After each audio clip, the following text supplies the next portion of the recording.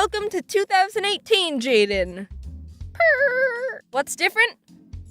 Nothing yet, I don't think. If you're like me and don't plan on doing anything extraordinary this year but still want to spice things up, I have a few suggestions. You know me, living life on the edge. I'm exciting, I'm adventurous. Of course, the best way to make life more interesting is to induce a variable of surprise and the unknown. In 2017, I conducted my own apple research. I just ate a bunch of apples. Here we go. I just got really curious one day. There's so many different types of apples and I don't know jack rabbit about any of them. Did you know there's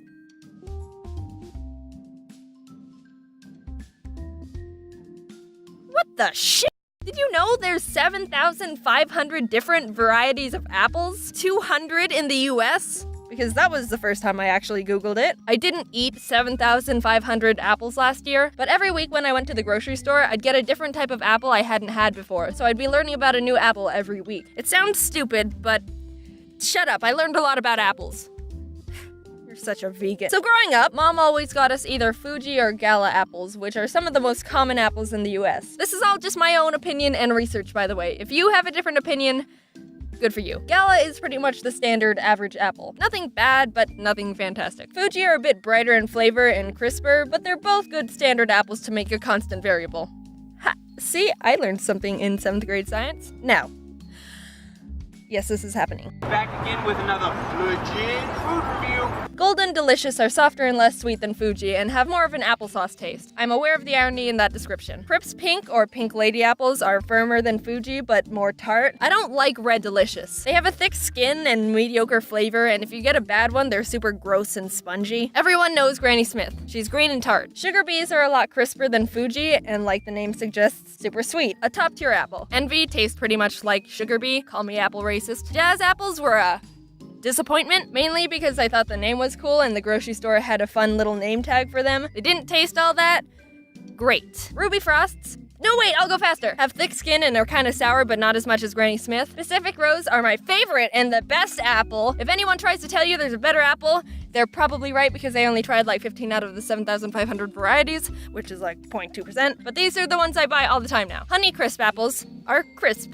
Nah, they're good, but they're more expensive. Peru apples are really crunchy and taste like a weak Gala. Rockets are super small and have a unique aftertaste. Macintosh are surprisingly super soft and sweet and taste nothing like a computer. Braeburn, also known as the worst apple to ever be genetically created. I tried it for the first time and was like, ugh, ew, whoa, what the freak? Like, it's trying to be sweet, but also tart at the same time, and it's like, just pick one, you're just a dumb apple. Apparently, they were created by accident and are a hybrid of Granny Smith and Lady Hamilton, so they're not even supposed to exist.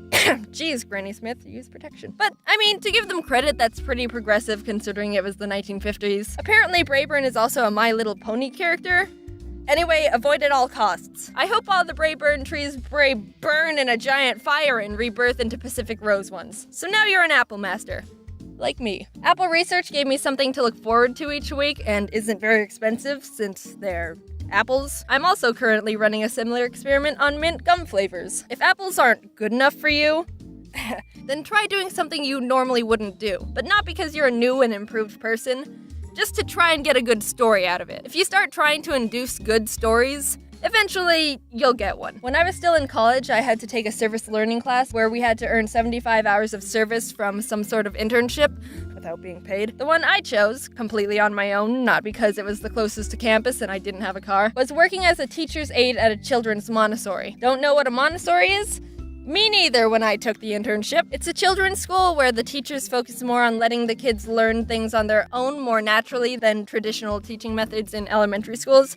Wait, Jaden, this sounds interesting. Can you explain a bit more? Nope, I'm moving on. So the main reason I chose the Montessori, not including the location, was because kids are funny. And there would be some great stories to come from babysitting a classroom of kindergarten to 3rd graders 6 hours a week for a whole semester. I applied to the Montessori and scheduled an interview. I've never had a real job before, so I was super nervous and didn't know what to expect. The head teacher, Miss Frizzy, which isn't her real name, greeted me. Actually, no, first, I didn't know where the front door was. Like, I went up to the door that I thought was the entrance, but it was locked, so I called the number they gave me, and they said just go through the gate, and I didn't know where the gate was, but it ended up being around the side of the building, and the gates were all closed, so I thought I'd have to hop the fence to get into the school, but it would look super sketchy to see a college student hopping a gate to force their way into a children's Montessori.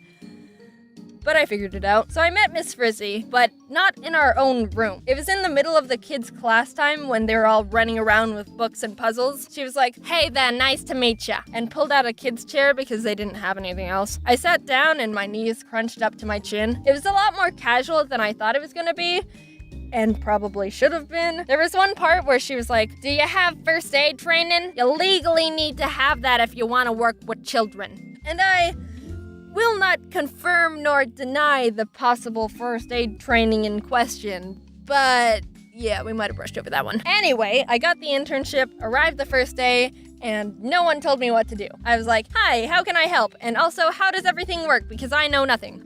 "Oh, yeah, just help the kids if they need help."